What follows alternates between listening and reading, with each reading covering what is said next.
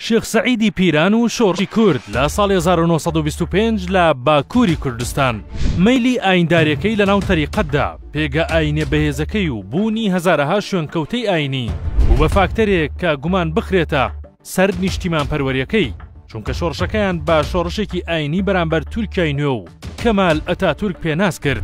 شارەزایەن و پسپۆرانی مێژوو لایەن وایە ئەو مێژوەی دوژمن بۆ دەنووسێتەوە ورد نییە، بەڵکو پێویستە بە چاوێکی زانستیانە شەنووکە و بنکۆڵکاری بکرێت، چونکە بە پێی میتۆتی کۆمەڵاس ئیبن خەلدون یار لە پێناسکردن تا زیادڕەوی دەکات لە وەسفکردنت، بە هەمان شێوە نەیار زیادڕەوی دەکات لە زەمکردن و نابودکردنت.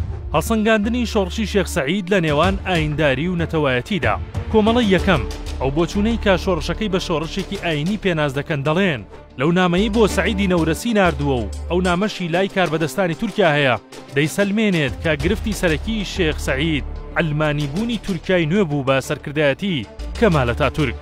کۆمەڵی دووەم ئەو بۆچوونەی کە شۆڕشەکە بە شۆڕشێکی ئاینی و نەتەوایەتی دادەنێن دەڵێن کۆکردنەوەی خەڵکێکی زۆر کە پەیڕەوکاری ئەو میتۆدە ئاینیی شێخ نەبوون لە دەوری پرۆژەکەیان دژی کەمال ئەتاتورک و تورکیای نوێ پاشان پەیوەندیکردنی شێخ سەعید با کوردانی سووریا و عێراق و ڕۆژەڵات و با دیاریکراویش شێخ مەحموود لە باشوور و سمکۆی شکاک لە ڕۆژەڵات و ئاگادارکردنیان لە ئامادەسازی بۆ ڕاپەڕینێکی گەورە و هاوکاربوونی ئەوان لەو جوڵەیە سەلمێنەری ئەوەیە کە شێخ تەنها جوڵەکەی بەلای ئایندا نەبوو، خاڵێکی تر ئەوەیە بۆ دەستپێک شێخ لە ناوچە کوردیەکانەوە دەستی پێکردووە، سەرەتاش گەمارۆی شاری ئامەدی داوە، ئاوکات پەیوەندیکردنی کۆمەڵێک گروپ و کۆمەڵی سربەخۆ. خاڵێکی تری نیشتیمانی بوونی شۆڕشەکەیە لە پاڵ لایەنە ئاینیەکەی.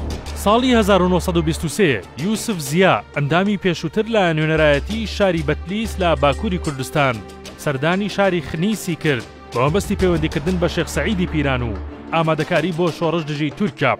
شێخ سەعید کەسایەتی ئاینیەکانی ناو تورکیا و کەسانی خاوەن پێگەل لە پارچەکانی تری کوردستان ئاگادار دەکاتەوە بۆ یارمەتیدانیان لە شۆڕش. دواتر بەرەیەک پێکات و بەیانێکی نیشتیمانی و نەتەوەییان نارد بۆ کۆمەڵی نەتەوەکان.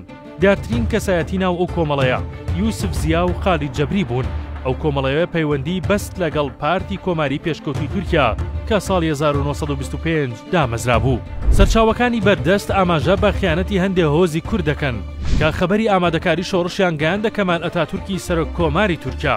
با فەرمانی ئەتاتورک یوسف زیا و خالید جەبری گیران لە دواتر تا کۆمەڵەکە شێخ سەعیدیان بە سەرۆک دەستنیشان کرد. شێخ سەعید لە دەستپێکدا شێخ عەلی ڕەزای کوڕی نارد بۆ شارەکانی ئامەد و حەلەب بۆ وەرگرتنی ڕای سەرۆکۆزەکان و بەدەستێنانی پاڵپشتیان. دواتر کۆبوونەوەیەکی فراوان لە حەلەب ساز کرا و بڕیاری شۆڕشی چەکداری درا. 21 ئازاری ساڵی 1925 شۆڕش ڕاگەیەنرا. شێخ سەعید پلانی دانابوو شۆڕشەکە لە تەواوی ناوچەکانی بندەستی تورکیا ئەنجام بدرێت. پلانەکەی بە شێوەیەکی نێنی بەڕێوە دەبرد تا ئەو کاتی هەموو یەکەکان بە یەکەوە دەبەسترێنەوە، بەڵام ڕووداوێک لەو کاتەدا ڕوودەدات و دەبێت بەهۆی ئاشکرابوونی پلانەکە. ڕووداوەکە شێخ سەعید لە یەکێک لە شەوەکاندا بەرەو ناوچەی پیران کەوتە ڕێ، بەڵام مەفرەزەیەکی گەورەی سوپای تورک با فەرماندەیی حوسنی ئەفەندی و مستەفا عالیم هاتنە ناوچەکە و هەوڵیاندا کۆمەڵێک کەس دەستگیر بکەن، بەڵام شێخ سەعید ڕێگەیان نادات. سەرنجام هەردوو ێزەکە ڕوبەڕوو یەک دەبنەوە و ژمارێکی زۆر لە سوپای تورک لەم ڕوبەڕووبوونەوەیە لە ناو دەچن. دەی شوباتی ساڵی 1925 دوای بڵاوبوونەوەی هەواڵەکە شێخ تاهیری برای شێخ سەعید دەست دەکات بە جوڵەکردن و شاری لیجا کۆنتڕۆڵ دەکات. ئەمە بوو بە هۆکارێک شۆڕشەکە بەر لە وادەی خۆی ڕابگەیەنرێ کە هەر ئەمە دەبێتە خاڵی لاوازی دەستپێکردنی جەنگەکە. شێخ سەعیدی پیران بە یاوەری هێزەکانی بۆتانی گرت. هێزەکانی شێخ ساڵح و شێخ شەمسەدین گەیشتە ناوچەی مادن تا دەهات هێزەکان بەرەو ناوچە دەستنیشانکراوەکان هەنگاویان دەنا.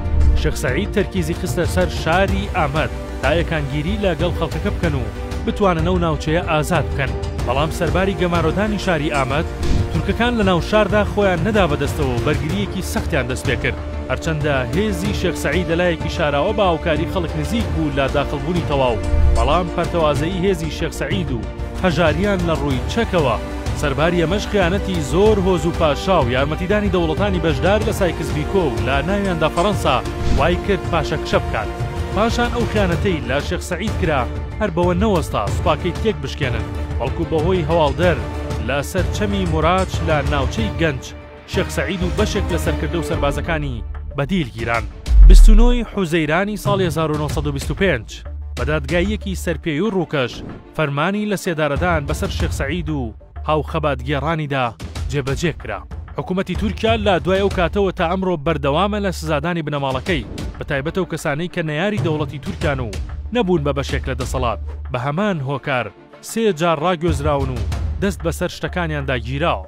ساڵی 1970 بنەماڵەکەی هەموو مافێکی خوێندنیان لێسەندرایەوە، بەڵام ئەوەی لە مێژوودا وەک پەڵەیەکی ڕەش تۆمارکرا دەوڵەتی تورکیا و نەیارانی کورد لە تەواوی ناوچەکان لە ڕێگەی کورد خۆیەوە بەرە نەیارەکانی لەناو دەبات.